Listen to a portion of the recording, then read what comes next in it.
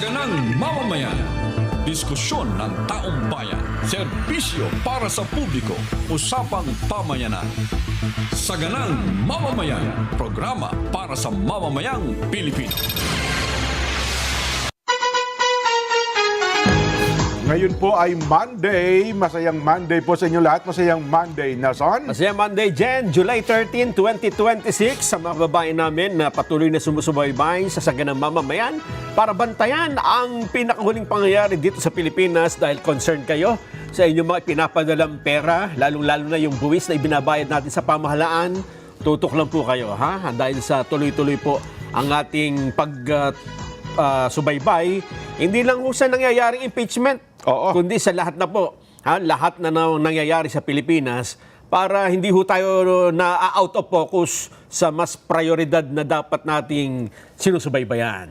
Ayan, ika-4 na araw ng impeachment, Nelson. Ano ha? Aha, oo. At ang isinasalang sa witness stand ay itong dating NBI NCR Director, Aha. Jeremy Lontok. Aha. Ayan. Pero ito ang patungkol pa rin dun sa di umano ay grave threats. Oo. Yung pagbabanta ni Vice President Sara Duterte laban kay Pangulong Bongbong Marcos, Aha. First Lady Lisa Marcos at Speaker Martin Romualdez na ang sabi niya, pagka ako napatay, kasi may plano daw siya patayin no? Yun na nga. Pagka ako napatay, patayin, may sinabi, kinausap na ako, patayin mo rin itong tatlong ito. Oho. Oo, yun yung pinag-uusapan.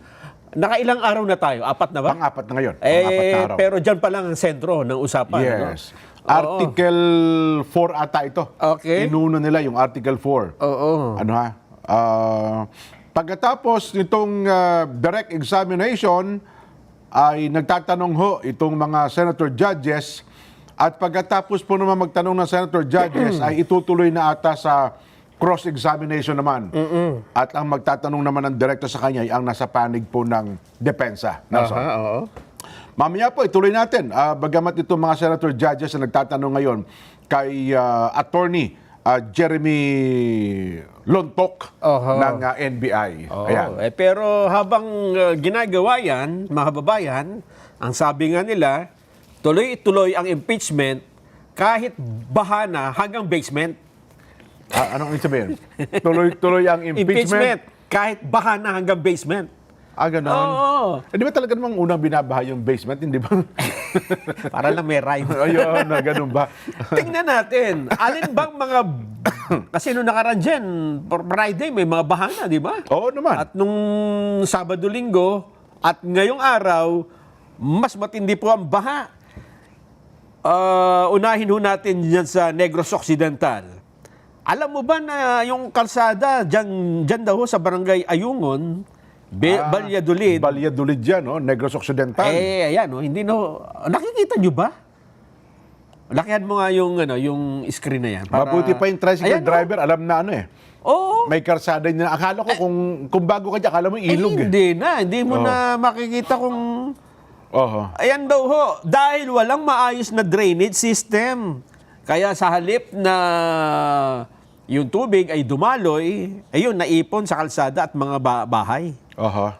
Talaga naman, no? Eto pa ang matindi dyan. Negros yan, ha? Sino kayang Occidental. congressman dyan? Kasi lagi mo tatanungin, sino kayang congressman? Kasi wag niyong pabayaan niya, constituent niyo yan. Ayun na nga, oo. Yan ang dapat na inaalala ninyo. Oho. Sa Alcantara, Romblon, Naman. Eto mas matindi. Oho. Kanina parang ilog. Ito naman parang dagat, Jen. Oh? Baka naman talagang dagat yan, Ay, di ba? hindi. Iyan po ay sa barangay Guiob, Alcantara, Romblon. Nako. Ay, ang Romblon puro isla yan Mula yan July 11, yan na po ang sitwasyon dyan sa Alcantara. May ilang video dyan nakakatakot Yung, ganon? yung nagpa-flash-flood, yung mabilis yung agos ng tubig. Talagang may Rumaragas current, Oho. Oo. Romblon din? Romblon. Oh. At maging sa Davao City, sa Tibungko, Davao City, July 10, biglang bumaha naman sa highway. Yan. Ayan, ang laki. Ang laki ng tubig. hanggang tuhod ang taas ng tubig at maraming na-stranded. Di, baka sabihin, hindi, naku, hindi ba distrito na yan, Kong Pulong? Dyan nga. Di ba? Oo, wala tayong pinapanigan dito. Ay, oo. Basta may bumaha, dapat tanungin natin, anong nangyari? Bakit biglang bumaha? Wala bang project dyan ng flood control, Oo. Kong Pulong? Pero sabi nila, humupa din daw yan after several hours. Mabilis naman daw humupa. Pero kahit na, di ba? Ay, yun na nga. Oo, dapat hindi bumabaha ng ganyang katindi. Kasi nakaperwisyo ka na yan, di ba? Oo. Baka naman kasi dalawang distrito, baka naman nagkamali tayo, no, ha? Dahil yung tibong ko, baka naman sino kaya ang representative? Kasi dalawa yan, si Pulong at saka meron pa isang congressman, dalawang distrito, baka naman sabihin, hindi ko distrito yan, Baka Duterte din yun. Hindi ko lang alam. Ano, ha? Ganun ba? Anyway, ganun pa man.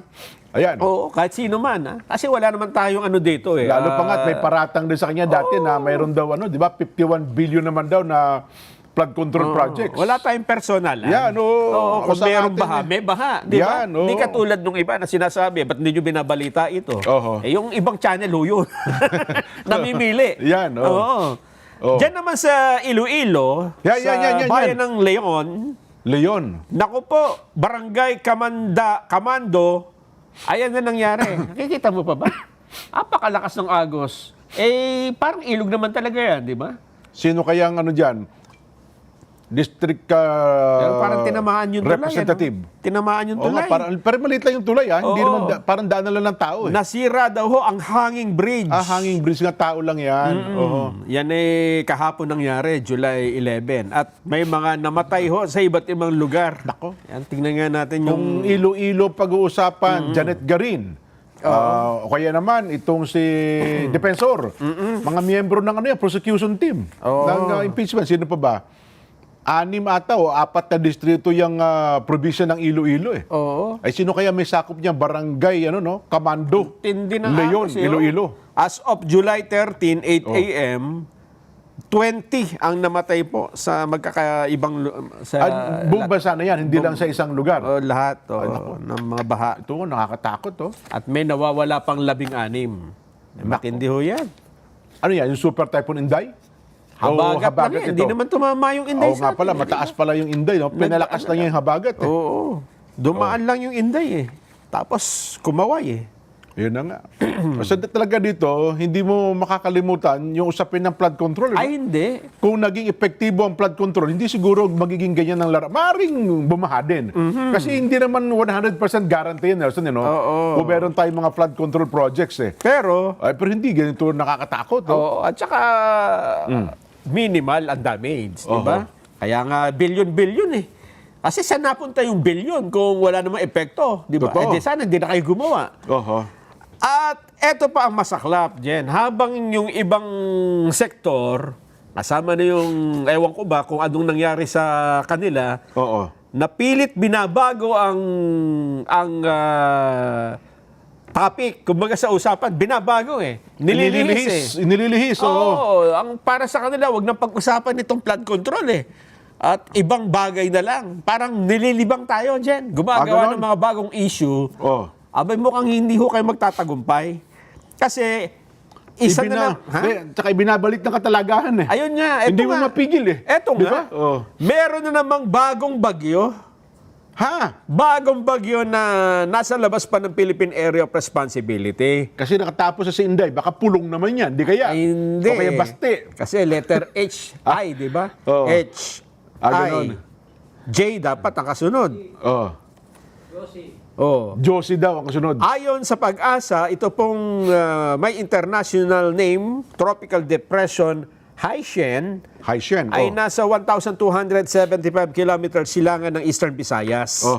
Pero hindi ito masyadong malakas 55 hanggang 70 kilometers per 55 hour. kph lang. Ay, kaya lang, siyempre, habang bumabagta sa karagatan yan, unti-unting lumalakas yan. Hindi pa rin natin masabi. Hindi, ang dapat sukatin din natin, yung dalang ulan din. Ayun pa. Kasi dalawa yung lakas at saka yung dalang ulan. At saka yung Diba? hatak niyan ng habagat. Yan, diba? oo. Mag-i-enhance ng habagat yan. Yan. Oo. Kaya ngayong araw na ito ay huwag kayong magtaka kung bakit umuulan pa rin. Malayo na yung Inday. Ayan, yung Inday palabas na Pero may habagat pa rin po. Metro Manila. Umuulan po rito ngayon, Ilocos Region, Cordillera Administrative Region, Zambales, Bataan, Tarlac, Pampanga, Bulacan, Cavite, Laguna, Batangas, Rizal, Occidental Mindoro, Oriental Mindoro at Palawan.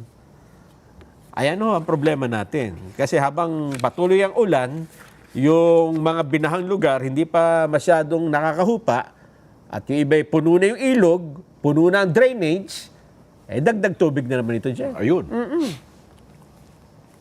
Meron tayong lugar na kailangan ng tubig. Ako yun lang, lagi ko binabalik-balikan. Yes. Yung mga dam natin. Pero ito yung apaw. Di ba? Yung dam naman natin, kulang naman ng tubig, Nelson. Yes. Di ba? Paano ba natin re-resolve yun? Hanggang hindi natin ma-resolve, no? Aha. Ba't ba naman kasi itong ulan, kung saan bumabaha, doon pumupunta ang tubig, Kung saan naman yung lugar na kailangan ng tubig, hindi doon para maisip. Meron kasing nagsabi niyan, Jen, ay wala na ho tayong problema sa baha.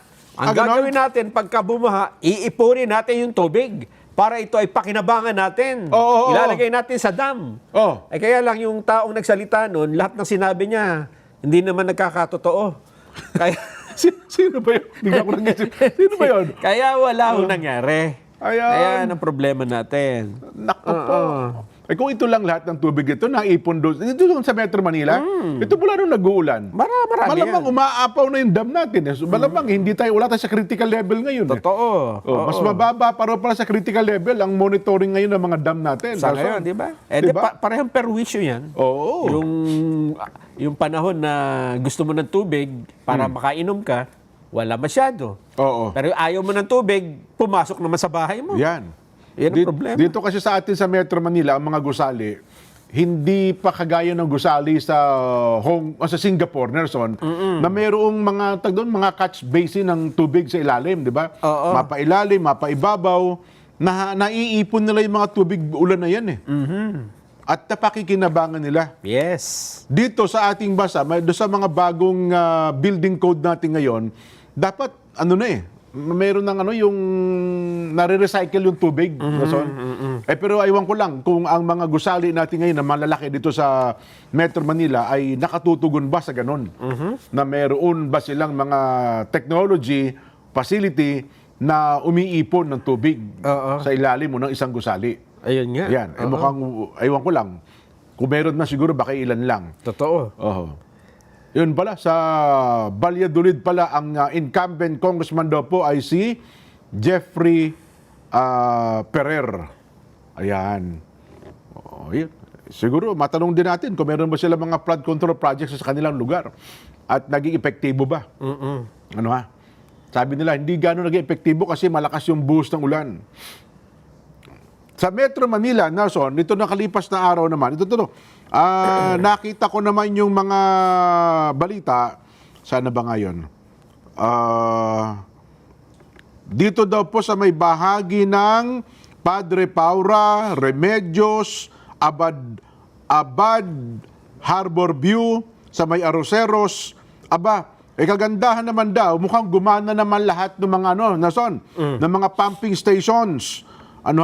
Kaya mabilis daw pong nailabas ang tubig na umapaw dyan po sa mga lugar na yan. Sa Maynila Pumping Station, Jokno Pumping Station sa Pasay, Wawang Pulo Pumping Station sa Valenzuela, pati na rin daw po ang mga mobile pumps. Ito palang mobile pumps. Di ba pwede lagyan ito ng mahabang hose na yung tubo para lumaglag doon sa Magat Dam o kaya sa Lamesa Dam? Kayang-kaya nila yan. Diba? Pwede naman siguro Kaya yan. Diba? Kaya nila yan. Ilang kilometro ba yan? Yan daw, mobile pump yan, Nelson Kayang-kaya yan. Pero tinatapon nila sa ilog din yan, Marami tayong tubig Kuha ng DPW ito. Kita mo, yung mga pumping, pero tinatapon din nila sa lugar na hindi naman napakikinabangan Ayun nga. Diba? So hinihigop lang yung tubig doon sa mga lugar na umaapaw, pero yung tubig tinatapon din. Yes. Papunta din po sa karagatan, hindi naman papunta sa mga dam natin. Di kayo pwedeng pagtatagni-tagniin natin tapos ang bagsak doon sa may Ano yung malapit na dam sa atin dito? Lamesa Dam. Lamesa Dam. Pinakamalapit. Kayang-kaya yan. Daming pera. Pero ang daming tubig. Ang dami. Sayang Daming yan. budget. Kaya bagay. nga ipagawa natin yan bukas. siguro hindi ka na magagastos ng bilyon-bilyon dyan kung host lang na malawak. ang One week lang yan, tapos yan. Oh, Gusto mo nang gagawa dyan? meron ba dyan? Kain. Si Kain Pel kasi pag gumawa, yung tumubo eh. Sabi niya, abono lang ako sa mga tao ko. Ayos na. Kain Pel. Kain Pel ng baga po, hapon po. Hapon. Pagka may trabaho po, project, maglagay naman kayo ng konting tubo, laging palugi si Kain Pel eh. Ganun talaga. Paglilingkod bayan eh, Yan no? ang sinasabi natin, Oo. di ba? Eh kung maayos ang trabaho, wala sana tayong problema. Ayan, Yung oo. problema, hindi na maayos ang trabaho, kinuha pa yung pondo. Di ba? Kasi ako nga na rin, bagay di ba sa mga bulubunduking lugar, Oo. mula doon sa spring area, naglalagay sila ng halos ilang kilometrong hose para ang tubig sumupply doon sa mga bahay-bahay. Yes. Di ba sa probinsya nangyayari yan eh. Meron akong napuntahang isang bahay dito sa may bahagi ng Quezon. Tinanong ko, saan ho galing yung hose? Kasi may hose sila eh, na dumadalo. Sabi niya, ay, doon ho yan.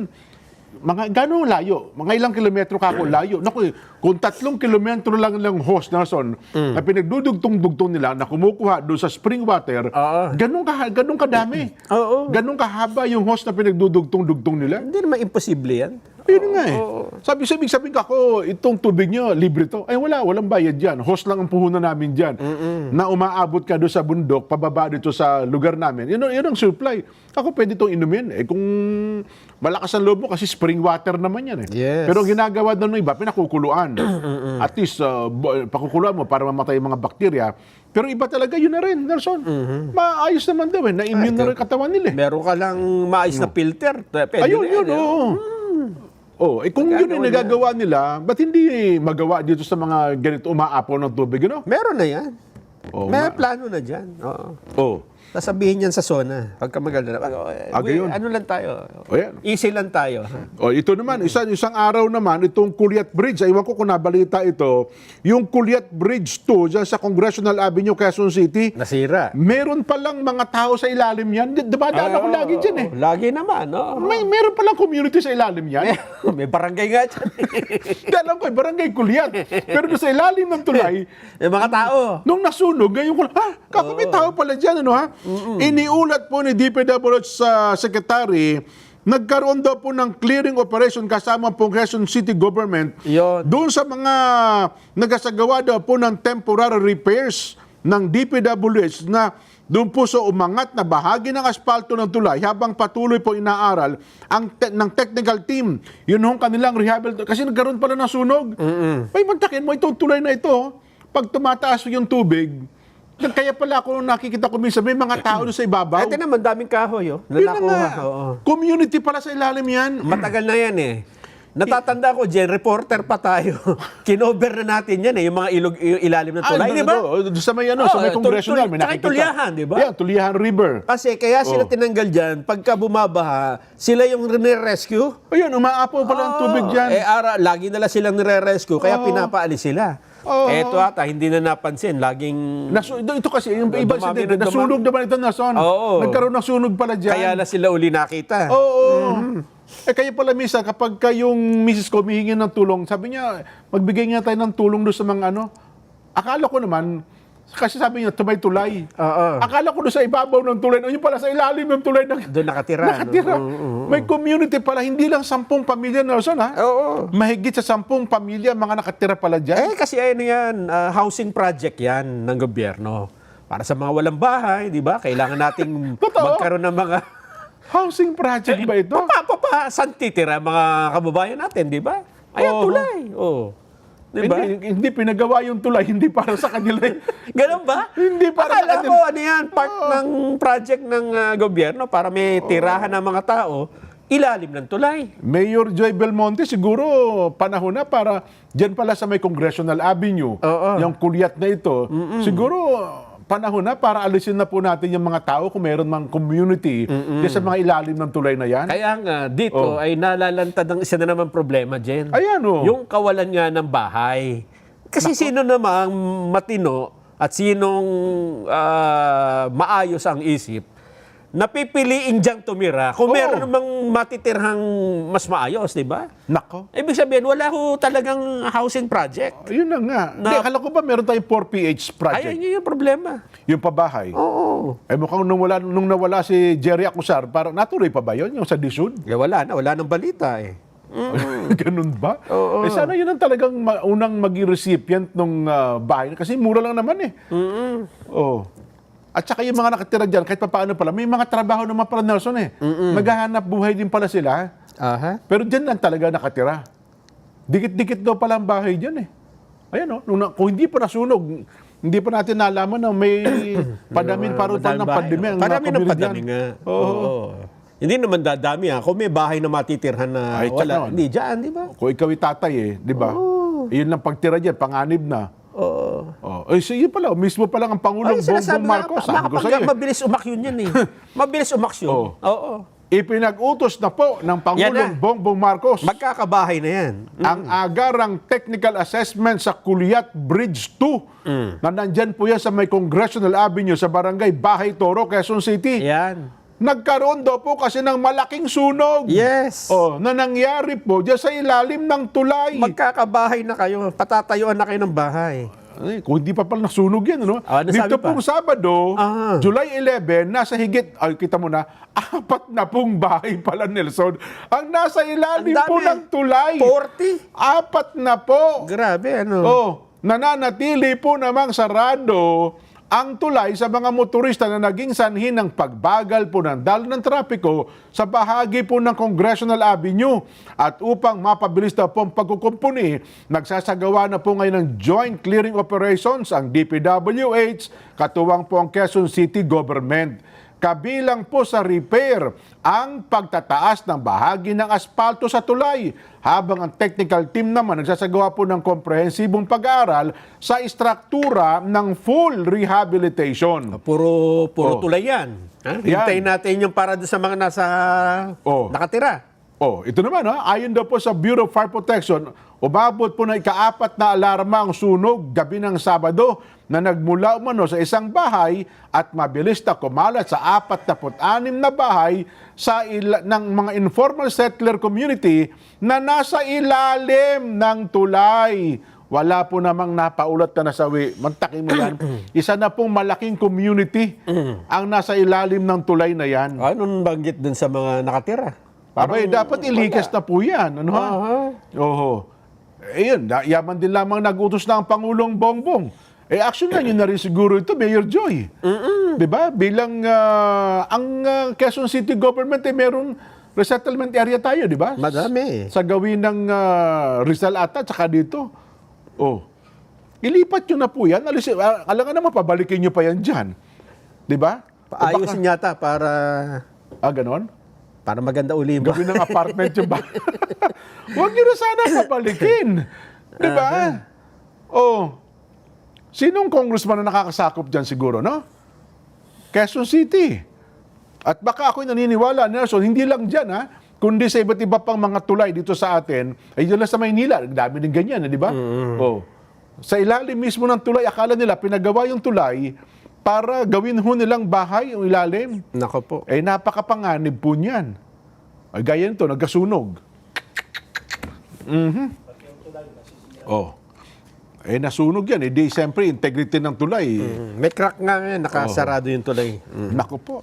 Eh, kung ako tutupi ko yung tulay na yan. Pwede ba itupi yan pa samantala? Ito na lang, pinakamabuti, maglakbay muna tayo sa pamamagitan po ng mga sakyang pandagat. Oh, sasakay ho ba kayo ng barko, Roro, ferry, iba pa? May paalaala po ang PPA, panoorin po natin.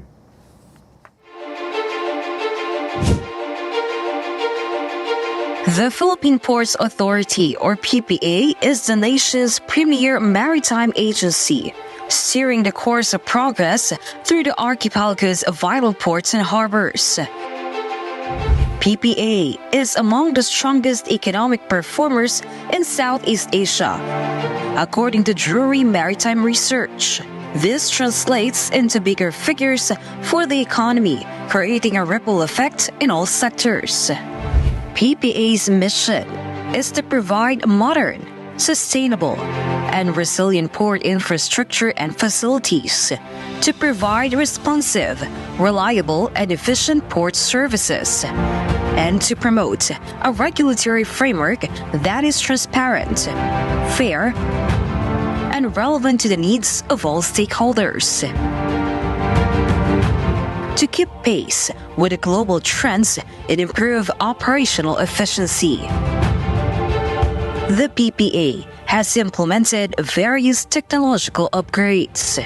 Mas maganda lang pong bumiyahe ngayon sa ating mga pantalan dahil nakita naman po natin mas madali na, mas convenient para sa lahat. Lahat po ito ay bahagi ng ating pagsasaayos ng ating mga pantalan para na rin po sa matagal ng hinahangad o nire-request ng mga pasahero natin na gawing mas maganda at mas kaaya-aya po yung mga pantalan natin, lalong-lalo na po yung mga terminal para po sa lahat. Legasiya po nating lahat ito na tayo ay makakaalala so many years from now na tayo po ay naging bahagi ng pagpapaunlad po dito sa pantalan.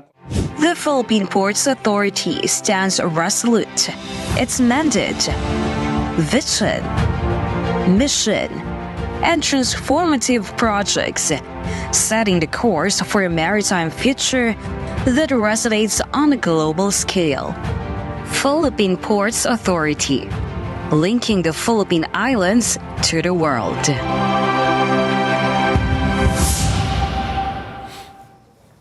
Marami pong salamat, PPA. Magbabalik po ang Saganang Mamamayan.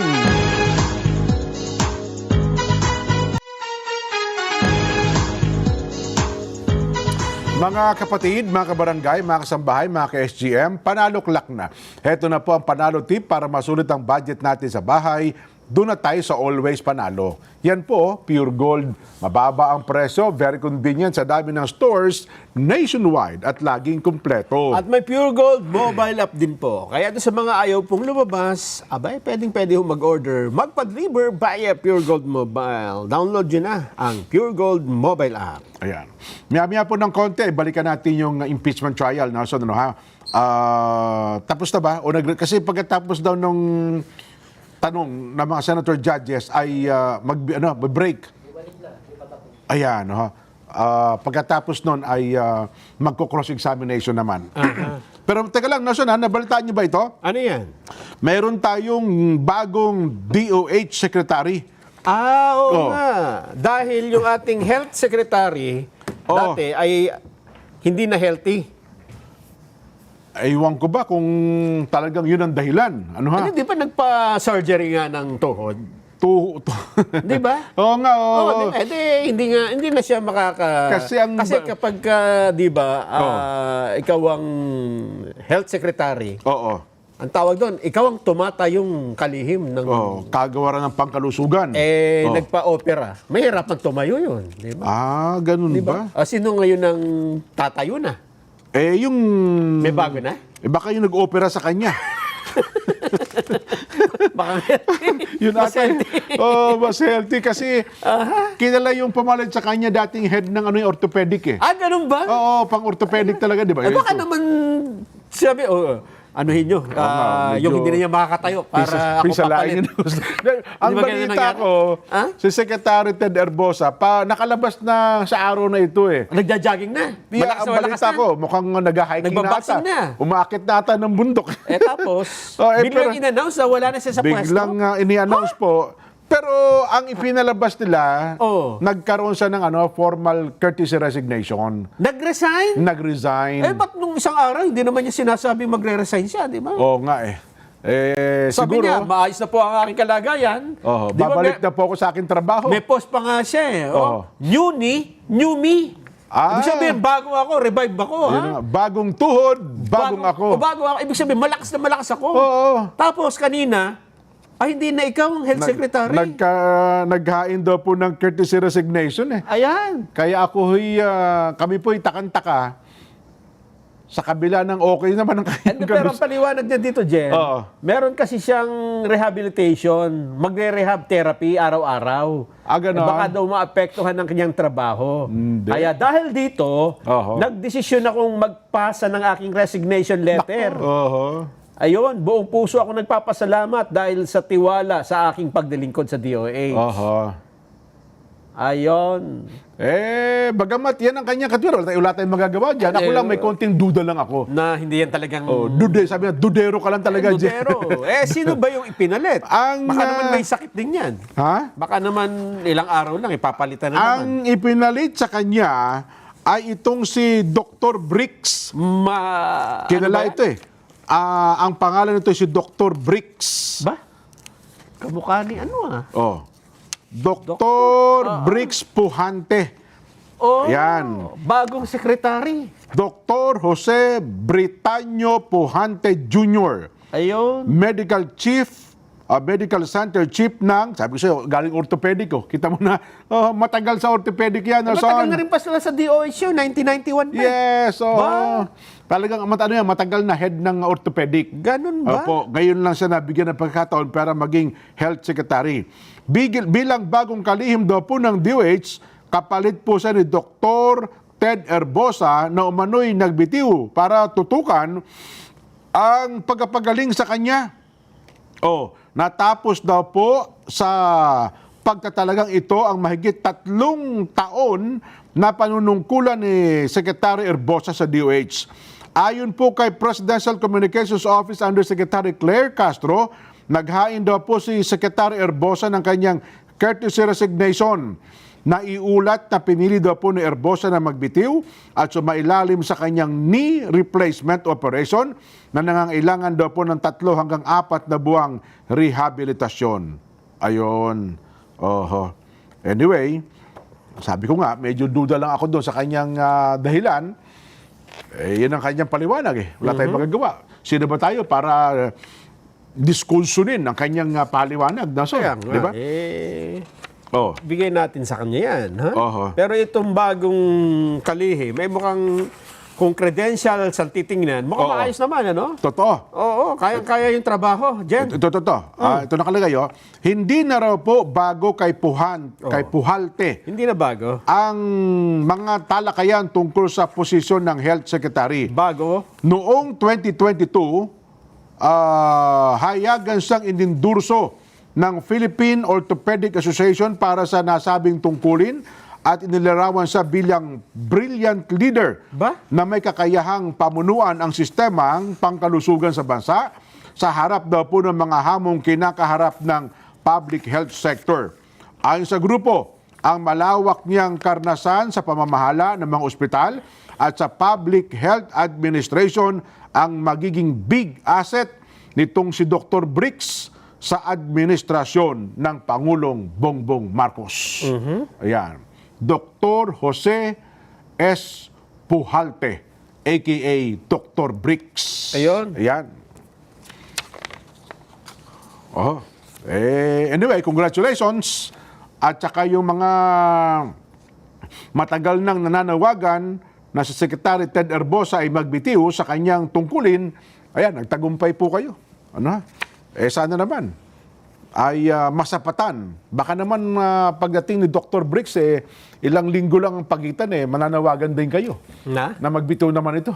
Wala na kayong masiyahan, kasi hanggang ngayon po, ang daming paratang, ako naman sa kabilang banda, sa dami ng paratang kay Secretary Ted Herbosa, sana pakitaan nyo ng resibo. Yun. Diba? Para hindi puro paratang. Diba? Kung talagang may mga ebidensya kayo, matitibay na mga batayan, sa Senado, ang daming mga senador ang disgusto sa kanya, Nelson. Pero hanggang ngayon, walang matibay na mga batayan na nagsasabing si Dr. Ted Herbosa nga ay meron talagang kakulangan sa kanyang panunungkulan sa DOH. Isa sa matinding tumututol dyan yung si Senador Alan Peter Cayetano. Yes. Yan. Dahil sa usapin ng ospital dyan sa Makati at saka sa Taguig. Ayan. Well, again, yan po ang latest na mga opisales, bagong opisales ng administrasyong Marcos, Nelson. Ayun. Yan. Ano pa? Ano bang latest na doon sa impeachment? Pakita nga natin sa gilid. Ayun, ayun. pala, nagsasalita pala si ano. Si Senate President. So hindi totoo yung kumakala sa social media na siya ay nagaganchilyo lang habang may... Kasi Meron ba ganon? Oo, Ganon? nagaganon lang eh. Oo. So yun pala, totoo palang ano. Ayan, Ano ba sinasabi? Pakinggan natin ba? Minsan lang natin Tinatanong pala si Lontok eh. Sige nga. tingnan natin. Pakinggan natin ang Senate President. Sige nga po. Pagbanta no, sa ating Pangulo, may ginawa ba ang NBI na imbestigahan kung talaga bang merong nakontratang gagawa nitong banta? Yeah, I think a couple of months ago may binuo ang aming direktor. Nagbuo siya ng task force to investigate threats against the life of the president. Kaya lang hindi na ho ako part noon, Your Honor. July 2025, nalipat na ho ako sa ibang region. So, wala na po akong idea. I think yung intelligence service namin at yung director, yun ho yung pwedeng makasagot, Your Honor. Actually, yun ang next na tanong ko dahil tayo dito sa ating bansa, sanay tayo sa whole of government approach, whole of nation approach. Dapat merong whole of agency approach, in this case, the NBI. Ang tanong ko, meron ba kayo mismo o kasama ba kayo mismo doon sa pag-iimbestiga ng actual na threat, yung pagkontrata ng tao na pwedeng gawin itong threat na ito? I believe so, Your Honor. The fact na mayroong binuong special task force. At kasali kayo doon? Hindi po ako kasali, Your Honor. Bakit hindi kayo kasali doon? Ako nagtataka dahil kung banta to sa buhay ng ating Pangulo at nanggaling sa opisina ninyo yung source, dapat kasali kayo. You mean, Your Honor, since nasa regional office ako, nung nagbuo ng task force, definitely itatap nila yung mga regional offices na meron ba dyan sa region ninyo na information o intelligence na ganito. Meron hong ganong practice, Your Honor. Pero kayo mismo, kasali ba kayo doon sa nag-imbestiga ng actual, yung kinuntratang tao? At meron bang nakitang ganon? Hindi ko masasagot yan, Your Honor. Ang makakaalam po niyan, yung aming intelligence service kasi nasa 40 po nila yan at ng aming direktor. At meron bang ginawang coordination? Kasi ito, Pangulo, no less than our President.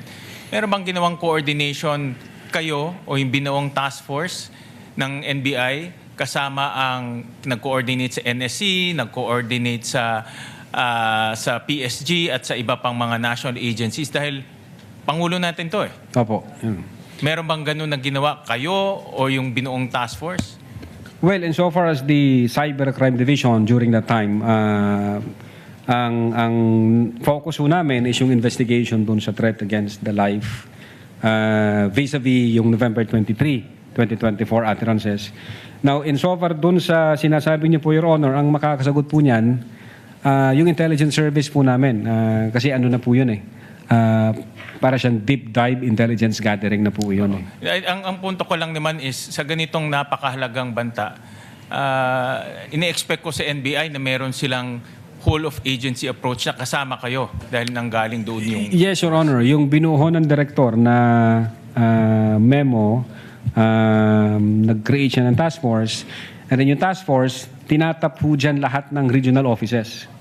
Anong information meron kayo iba to dito sa central office? Anong resulta nun? Last question, Mr. Well, Presiding Officer.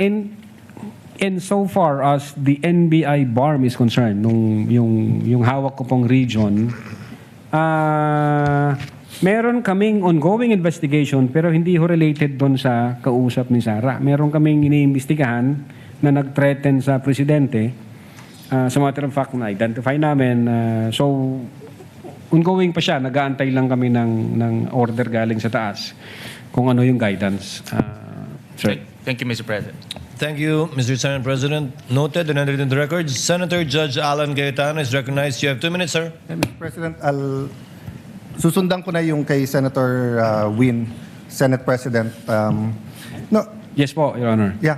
Good afternoon, Mr. Witness. So, dediretsuin ko na, no? So, what we're trying to figure out here kasi is, are you really investigating whether may threat kay VP Sara and whether she threatened the individuals mentioned, including the President? Or are you only investigating the video and finding kung meron siyang crime? So I asked Agent John Mark Kalilum hindi daw niya kinausap ang sabi ko PSG, pero PSC na sila ngayon, di ba? Presidential Security Command. So Opo. did you speak to the Presidential Security Command about the threat on the President? Your Honor, in terms of correspondence between the Presidential Security Command at yung NBI, ang makakasagot po niyan yung director. Kasi hindi ko alam kung may usapan nun sila. Meron ho kasi kaming tinatawag na need to know basis. Ang focus lang ho namin as... The problem with your answers, witness, is that kung yan ang sagot mo parati, hindi mo inimbestigahan ng husto. Hindi ho. Because you didn't get the information from your intelligence. You did not get your information from the task force. You did not get your information from the Presidential Security Group. Did you talk to the CIDG? Your No, Honor... may you answer first. Did you talk to the CIDG? No, Your Honor. No. Hindi. But nag-imbestiga din sila, di ba? I think so, Your Honor, kasi may statement sila. So yun din yung tanong nga ng Senate President eh. Kung iniimbestigahan nyo talaga yung buo at kayo ang head at kayo dapat ang mag-imbestiga, bakit hindi nyo kinausap yung mga ibang nag-iimbestiga? Baka may alam sila na hindi. Yung usapan po na yan, it's a matter of intelligence. Hindi ko alam kung may usapan sila o kung wala silang usapan with the director and with the intelligence service, Your Honor. Yeah, I'll take that answer, but I think at least alam nyo yung nasa isip namin and what we want clarified. Secondly, sir, all of you, yung apat, you signed the February 2025 NBI Affidavit of Investigation. Tama po ba, di ba? Yes, Your Honor, our affidavit of Tapos investigation. kasama dito yung verification nyo, basically saying that based on the records, tama tong lahat, no? Verification ng ano po, Your Honor? Sa dulo, nag-sign kayo ng verification. Verification of non-forum shopping, Your Honor? Yes. And Opo. that, aside from non-foreign shopping, give me some latitude because to explain the question. We read and understood its contents and the allegations therein are true based on authentic records.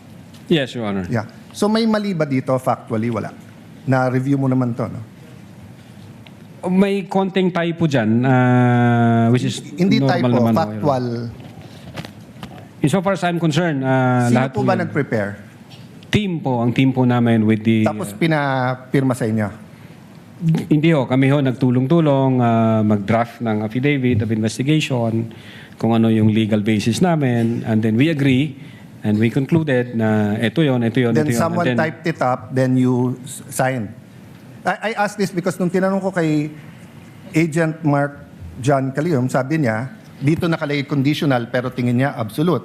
You answered the same thing, it's absolute, pero dito nakalagay conditional.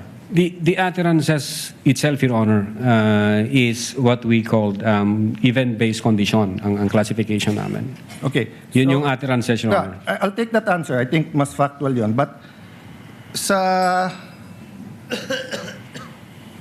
paragraph 51, was VP Duterte ever Secretary of the Department of Justice?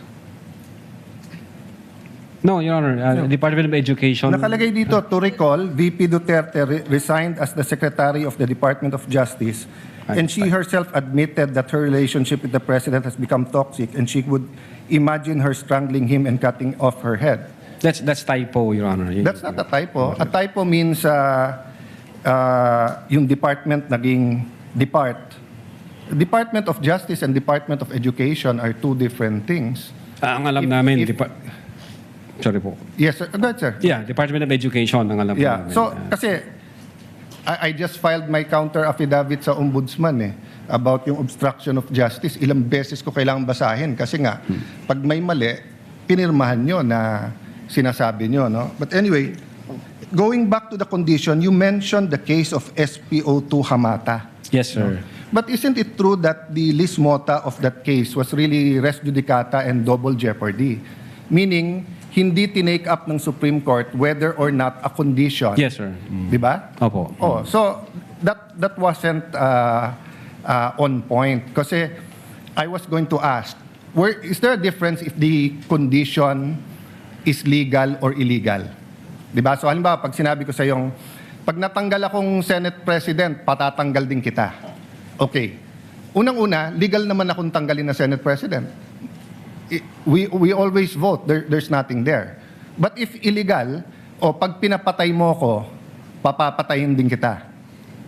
Is there a difference if the condition of why I will act or why I'm threatening you is an illegal act. Well, under the law, Your Honor, it says there that even the condition is unlawful.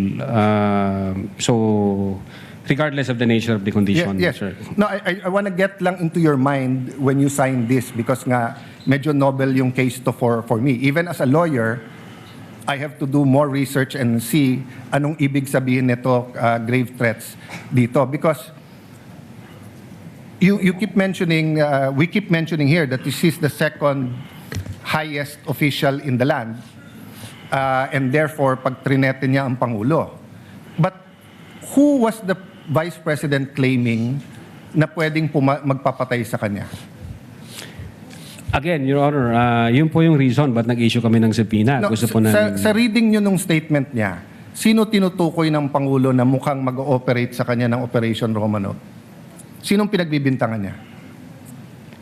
Well, una, kung ang pag-uusapan Romanov, Your Honor, ang alam namin na unang nagbigkas ng Romanov ay si Mayor Baste yata noong January 2024.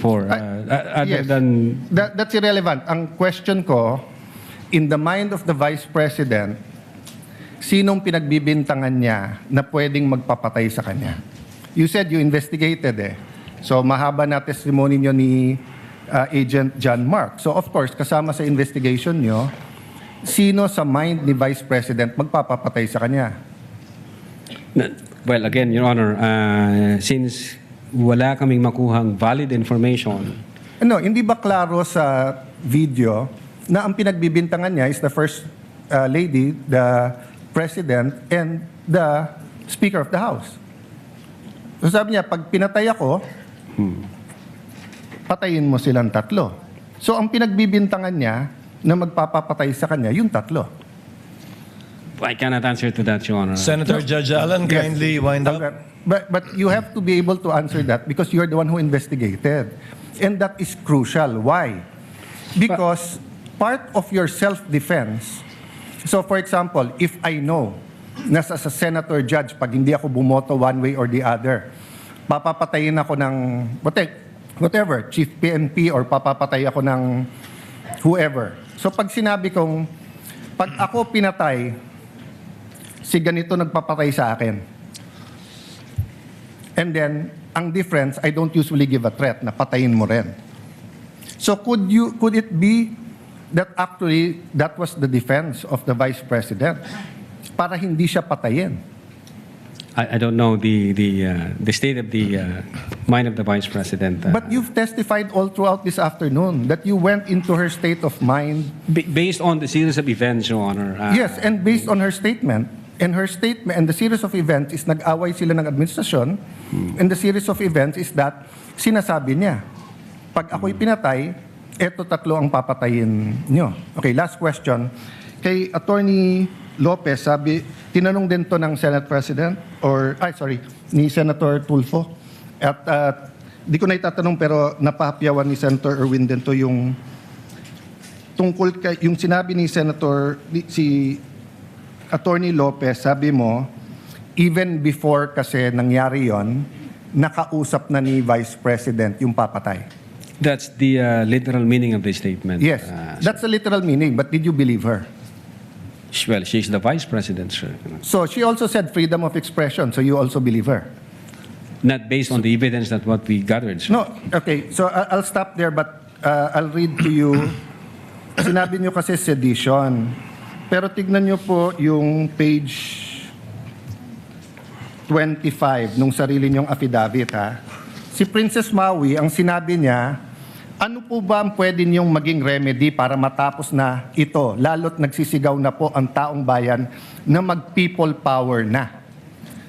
So actually, I would consider ang nag-uudyok si Princess Maui. Of course, we can discuss people power, pero tignan niyo po ang sagot niya after yung sa pagpatay. Ang laban ay wala dyan sa EDSA, ma'am. Wala dyan sa mga highway. Ang laban, ma'am, nandun sa loob ng palasyo. Yan ang problema. We appreciate yung expression nyo ng disgust, ang pagkamuhi, ang hopelessness, kasi it reflects kung ano nararamdaman ng maraming milyon-milyon. Alam ko yan, ma'am. kahit saan ako pumunta, ang sasabihin, binoto namin dahil sinabi mo, iboto namin. So if I look at that statement, parang baliktad. Parang sinasabi niyang huwag kayo mag-people power. Hindi, actually, kung babasahin po natin yung buo, may sinabi siya doon na natutuwa siya sa ginagawa nila. Sa ginagawa nila na active nagrarally. Pero sa people power, ito yung exact. But I won't argue with you. I'm just trying to get into your frame of mind. Yes, Your When do you believe her and when do you not believe her? And what did you actually investigate? We based everything on the evidence that we've gathered. Thank you, Presiding Officer. Thank you, Mr. Witness. Opo. Thank you, Senator Judge Alan Cayetano. Senator Judge Marcos, thereafter, Senator Judge Aquino. Senator Marcos, you may proceed, ma'am, when you're ready. Thank you very much, Presiding Officer. And Attorney Lontok, Yes, ma'am. maupay nga pag-abot din Mapaya kulog, ma'am. aton Senado. Opo, ma'am. Okay, I'd like to affirm lang yung sinabi mo kanina na noong nangyari nga itong hating gabi na interview ni Vice President sa Zoom, agad-agad in-orderan kayo, in-instruction na ng NBI na mag-imbestiga. Tama po yun? Hindi po, Your Honor. Sabado po yon, lunchtime, mayroon kaming meeting ako with the then Director Santiago. I think between 12 noon and 1 p.m. And then mayroong instruction na nanggaling kay Delta Santiago na, Jeremy, may kumakalat sa social media, may mga utterances na ginawa ang Vice Presidente. Imbestigahan natin. Since may cyber aspect ito, imbestigahan nyo na. Doon po nagsimula yon. Tama. So anong araw yon? Kasi andito sa inyong affidavit of investigation at yung sinabi ninyo na on even date, ang tinutukoy mo ba yung November 23 din? November 23, ma'am. Kasi natapos ho ang... Oo, gabing-gabi kasi yon, di ba? Madaling araw po ng alauna, ma'am. That's right. So, nag-meeting kayo kaagad-agad? Ganun ba? Hindi, ma'am. Hindi po kasi namin alam yun. Kailan kayo inutusan na mag-imbestiga? During lunchtime, nung may meeting kami ni then Director Santiago, pero iba ho ang iniimbestigahan namin krimen. Kailan kayo sinabihan ng DOJ na mag-imbestiga? Anong araw? That same day, ma'am. Kaya nga, November 23. November 23. Oo, pareho lang. Yun ang sinabi ninyo kanina nung tinatanong kayo ng counsel ng prosecution, yan din ang nakasaad. On even date ang nakasabi sa inyong affidavit. Opo. Yes, ma'am. Okay. So, nag-umpisa na kayo. Kwento nga ninyo, four-phase yung investigasyon. Nag-umpisa sa identification. Nagbigay kayo ng hash value. Nag-preserve kayo ng data. Tapos nag-research kayo. Subsequently, sinabi mo na meron kayong open source intelligence search at natuklasan ninyo na meron palang October 18 video na press con na naman ni OVP na nasa Facebook at may mga sinasabi na naman na puputulin yung ulo. Tama ba yon? Yung October 18 ang nakita ninyo? That's the continuation in the analysis phase, Your Honor. Oo. Yes, Your Honor. Kasi nag-research na kayo, no? Bilang fourth phase nga ng inyong investigasyon. Tama po ba? Hindi po, Your Honor. Yun yung third phase ho, yung analysis and attribution. Sa analysis pa at attribution. So third phase. Pero bandang huli na. Ang pinagtatakahan ko, kung inutusan kayo ng November 23 na magkaroon ng investigasyon, bakit napakaaga? November 6, 2024, a subpoena was issued to ABS-CBN requiring them to submit an authenticated copy of the video pertaining to the 18 October press con.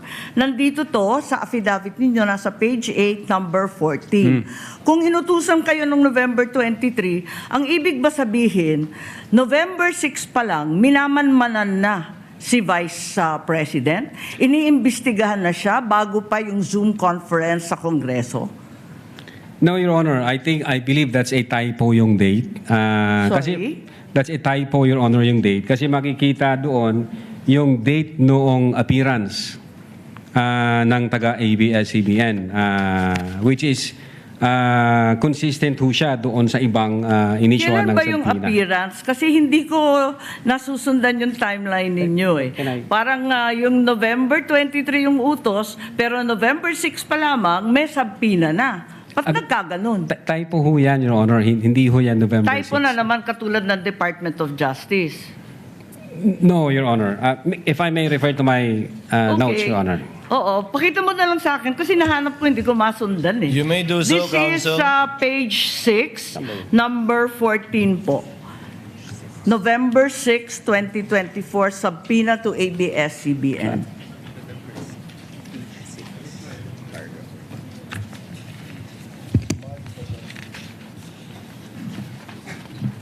Yung subpoena mismo. The subpoena itself. The subpoena itself. Wala naman yatang date na binibigay tungkol sa appearance ni Patria Morales at yung iba pang Meron po, taga-ABS. Your Honor, if I Pakituro lang have kasi the, hinahanap record po of the namin. subpoena. Yung subpoena mismo.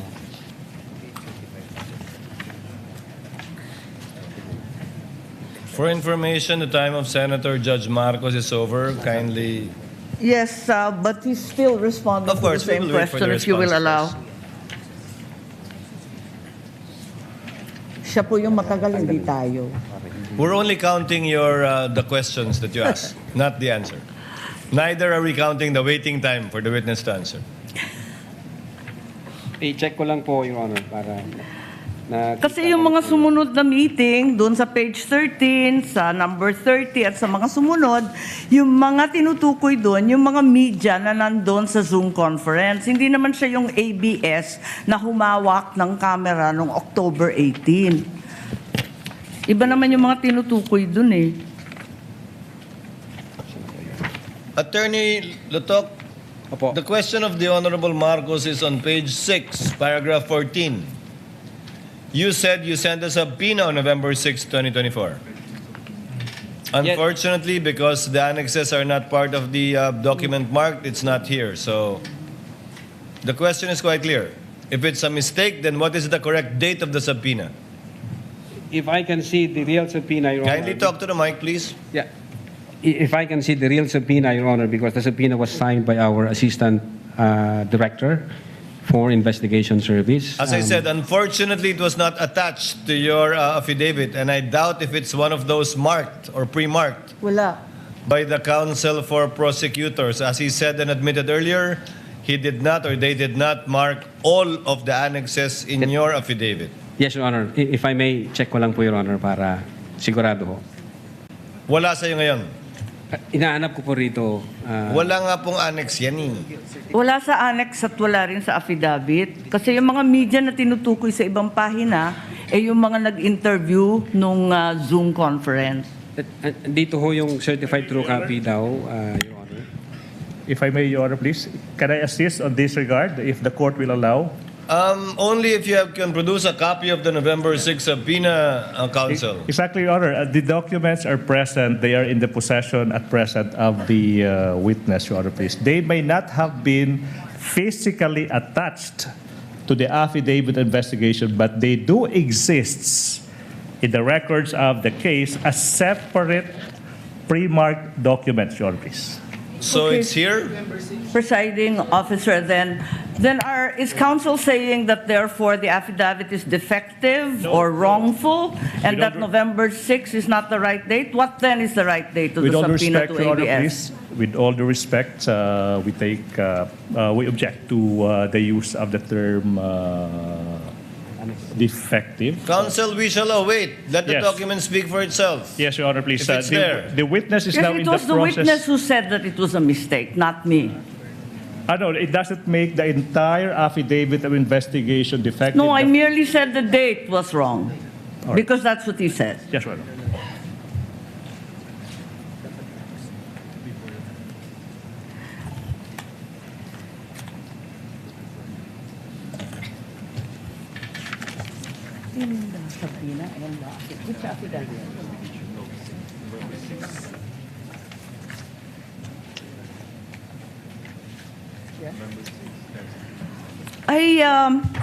It's just been brought to my attention that, in fact, presiding officer, 2 documents were issued on November 6. Not only the subpoena to ABS-CBN, but further the affidavit of investigation regarding the October 18 press con. Can we please be clarified? as to these two documents which don't seem to appear in the affidavit nor in the annexes provided? Let's first wait for the witness to answer the first question, Senator Judge Marcos. Okay. Yes, Attorney Lotok. If I may, Your Honor. Ito ho, ang subpoena, Duces Tecom, yung date ho ng appearance niya is December 11. Appearance po, ang tinatanong yung date ng subpoena. Date Attorney ng Lotok. subpoena, Your Honor, is 6th day of November 2024, which I believe this is a typo kasi magkakasunod ho ito doon sa mga inisyuan namin na media personalities. Attorney Lotok, typo na yung affidavit mo, typo pa yung subpoena? Hindi po. What are you Typo looking rin. at? The subpoena or the affidavit? Dalawa yan eh. What are you looking at, Attorney Lotok? Subpoena, Your Honor. So the subpoena is dated November 6. Okay. This- And the affidavit also is November 6. Dalawang typo carried over. Asan yung affidavit? Hindi ko pa nakita, ma'am, yung affidavit na November. Your Ikaw affidavit ang says pumirma November eh. 6. Pwede patingin ako ng affidavit. Yung affidavit of investigation mo na binigay, pati I-check yung ko po, amended, carried over din. Yung first draft na rineject ng DOJ, yung ikalawa, parehong November 6. Saan? Pirmado ninyo eh. Page 6, Counsel, paragraph 14 of his affidavit of investigation. Yes, Your Honor. It's November 6, 2024 ang nakasulat dyan. So typo din yan? Is it your testimony na typo din yan? I believe so, Your Honor. Kasi ang intention namin dyan is 11 December 2024. Anyway, Senator Judge Marcos, the document will let the document speak for itself. That would be the best evidence of it, if at all, of the dates Thank you. of either the subpoena and or the affidavit. Yes, presiding officer, just to provide our witness a chance to correct himself or the documents, sa palagay mo, ano yung tamang date kung mali yung November 6? Same ho, Your Honor, doon sa mga subpoena na inisyu namin sa media personalities. Dapat magkakapareho. Yes, magkakasunod po yun. Okay, sige. Maraming salamat. Thank you very much, presiding officer. Damong salamat. Salamat po, ma'am. Thank you, Senator Judge Marcos. Senator Bam Aquino, and then we proceed to cross. Your Honor, can we just Yes, point out Attorney one Binlon. thing? Your Honor, regarding that matter, Your Honor, may we just manifest, Your Honor, for the record, that not only in paragraph 14, page 6, does the November 6, 2024 date appear, it also appears on the footnote. Footnote 12, November 6, 2024. So, I don't think, we just want to read for the record, footnote 12, subpoena to Francis Toral, head, ABS-CBN News, dated 06 November 2024. In addition to that, if you look at the subpoena,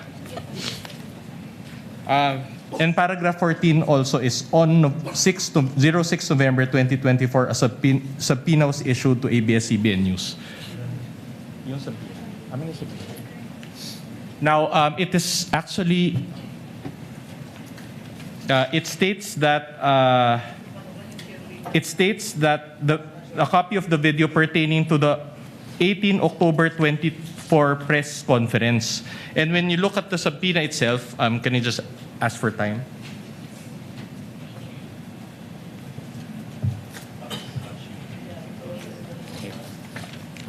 The subpoena, if you look at the subpoena, there's an attachment, and the photo there contained therein actually pertains to the 18 October 2024 press briefing. So in other words, Your Honor, this is a substantive, this is not a mere typography. Objection, Your Honor.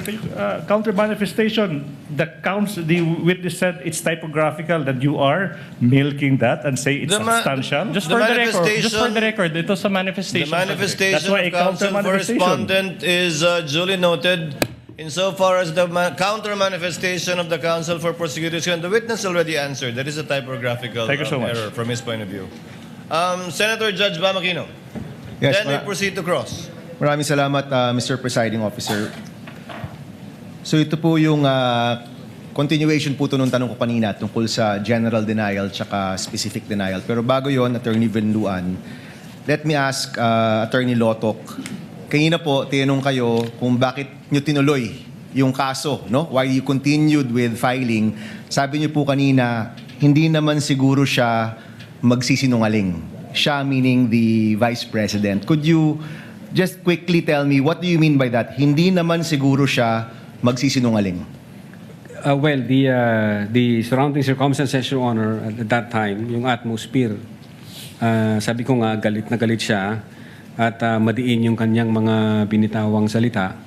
At ito ay nagugat pa sa mga naunang event.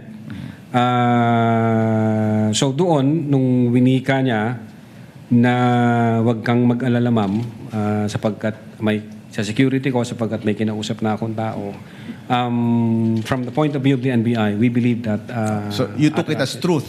Yes. Okay. In succeeding interviews, I'm sure nag-imbestiga ka, meron bang pagtanggi dito sa pagkausap sa isang tao na papatay kung may mangyari kay Vice President Duterte? Meron ba kayong napanood o naimbestiga na pagtanggi nito in the succeeding interviews? Yes, Your Honor. I think there was a video dated November 26, 2024. Doon sa video na yon, instead na i-deny niya yung nangyari noong November 23, ni-reiterate pa ho niya, Your Honor, in-admit po niya na indeed may kinausap siyang tao. So inulit pa, kumbaga. Opo. Okay. So let me repeat my question to the defense. No? So far, wala pang actual statement si Vice President Duterte na tinatanggi itong pagkausap sa isang hitman. And for the benefit of the public, magkaiba ho kasi yung general denial sa specific denial. No? Ang general denial, hindi ko ginawa yan. Wala akong kasalanan. No? Yung specific denial, hindi ko ginawa ito mismong mga bagay-bagay na ito. Hindi ko yun nakita sa sagot ng depensa. So I asked the defense, is there a denial that the Vice President actually spoke to a person to contract, spoke to a person to kill, you know, the individuals that we're talking about, Attorney Vinluan? Sabi nyo meron. Your Honor, could you point us to where it is in your answer? Your Honor, I just want to clarify because specific denial is a legal term. So in other words, we just want, in order to satisfy the query of Senator Judge Aquino, we will give him a copy of our answer, and we highlighted certain portions thereof, particularly paragraph 3 and paragraph 197 for his Can you perusal. read both paragraphs, please? Because I've also read your... I mean, kami dito, binabasa naman namin yung mga sagot ninyo at siniseryoso namin yan, no? So can you read the two, please? It reads, the rest of the allegations in the articles, including the supposed evidence attached therein, are specifically denied for being false, misleading, impertinent, mere conclusions of fact and law, and subject to the affirmative allegations and special and affirmative defenses below. And then we That's Article enumerated. 3. Paragraph 3, Your That's Honor. paragraph 3. So the rest, no, itong mga iba. Okay, paragraph 197. 197. It says there, finally, no such purpose contemplated by law was attained or could have been attained precisely because the respondent did not have any purpose other than simply answer a speculative inquiry. So that is our position on the matter. So your position is that is enough of a specific denial to the allegation na may kinausap na hitman si Vice President Sara? Yes, Your Honor, because we discussed in our answer that the presumption never shifts. It is in light of our discussion that it is the burden of the prosecution to prove their claim, considering that according to our laws, he who alleges must prove. And so we just presented our arguments accordingly, Your Honor. Okay, so I'm sure, attorney, sa inyong summation, you will argue this, that the burden of evidence has shifted. Pero hindi nyo po na take into account na ito mismo'y galing sa Vice President natin. Your Honor, to clarify, the burden of proof is with the prosecution and not with the defense. In fact, Your Honor, according to our laws, even if we do not present evidence, if they do not overcome that threshold, Your Honor, then we believe that our client is entitled to. So ang sagot po nyo, and this is my final question, presiding officer, ang sagot po nyo, kailangan i-prove ng prosecution na merong hitman. And you're not denying that the Vice President spoke to a hitman. No, we are denying that, Your Honor. It's just that was our presentation in our answer. Okay, so for the record, you are denying that the Vice President actually spoke to a hitman na in fact, ang sabi nga ni Attorney Lotoc, hindi siya nagsisinungaling. Yes, Sinasabi nyo, actually, nagsinungaling siya at wala siyang kinausap na hitman. Yan pong sinasabi ninyo. Yes, Your Honor. I don't know what's the frame of mind of Attorney Lotoc, but that is our answer, Your Honor. Okay. That she denied. Maraming salamat, Attorney. Thank you. Your Honor, Thank you, Senator Judge Aquino. Senator Judge Zubiri is recognized. You have 2 minutes, sir. Thank you very much, Mr. Presiding Officer. I just want to go to the line of questioning continue the line of questioning of Senator Bam Aquino to the prosecution, Attorney Vinluan. So there is Defense, not, Your Honor. yes, I'm sorry, defense. My apologies, Attorney Vinluan. Has been no in any instance that the Vice President had come out on TV or radio saying that hindi, joke only, nagkamali ako, ano lang to, nagbobo. Kasi si Tatay Digong nung araw, sinasabi niya yun eh. So, papatayin ko siya. Tapos mamaya, joke only yan. Nagloloko lang ako. Parang ganun. So at no particular point in time, has she issued a denial that she said these statements? Aside from what you submitted to this court as a blanket denial. There is, Your Honor, and we just reserve our right to present that evidence at the proper time as well, Your Honor. Okay, so there's a video or recording that was done maybe a month or during the period of time that she had mentioned this, that she was denying, because we'd like to see that as well. That would weigh in heavily on our decision, because kung ngayon lang po nagpalabas ang depensa ng denial, parang after the fact na kasi nagkaroon na po tayo ng impeachment trial. We'd like to see that if you have that kind of evidence. We will provide, Your Honor. Thank you very much, Mr. President. Thank you, Senator Judge Zubiri. What is the pleasure of Senator Judge Alan Cayetano? I'm not going to ask a question, just for clarification. May I just put it on the record? The gentleman may proceed, and he has 2 minutes. If you look at the articles of impeachment, Article 4, Respondent Vice President Sara Duterte committed culpable violation of the Constitution, high crimes, and betrayed public trust by contracting for the assassination by the President, the First Lady, and the former Speaker of the House by making grave threats and actively inciting sedition against the public.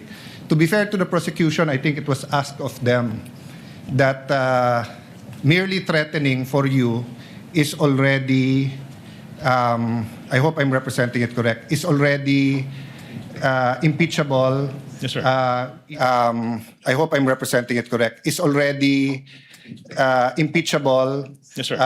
either high crimes, grave threats, or by culpable violation. Okay. Yes, sir. But there's a difference between saying that that mere statement is impeachable by alleging that she did in fact contract someone to kill. Because if you look at the next page, it is the position of the prosecution of the House of Representatives. The fact that respondent contracted an assassin no longer requires further proof, as it is already established under the material light of her own public admission. That's a conclusion of law.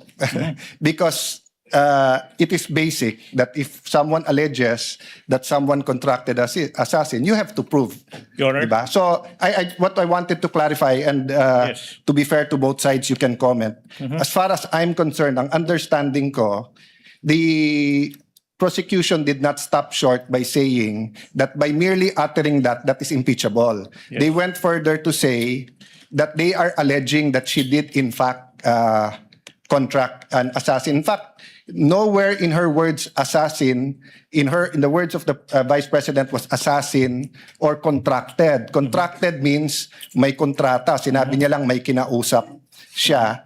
And yung assassin came from, at least on these documents, from them. So I just want to clarify, because baka yung manunod, bakit nga naman hindi kailangan i-prove nasabi in public? Those, what I wanted to clarify, those are two different things. Whether the threat, as said, is an impeachable offense, but if you're alleging that there was an actual assassin contracted, you have to prove that. Yeah. As far as I'm concerned. Can I reply to that, Your Honor, please? No need to reply. The Senator Judge Cayetano was not asking a question. He was merely making a manifestation for the record. Let's move on, counsel. Counsel, for the respondent, if you're ready with your cross, you may proceed. Attorney Lotoc, the NBI is... Mga kabayan, ilan po muna mahalagang paalala, magbabalik pa po ang Saganang Mamamayan.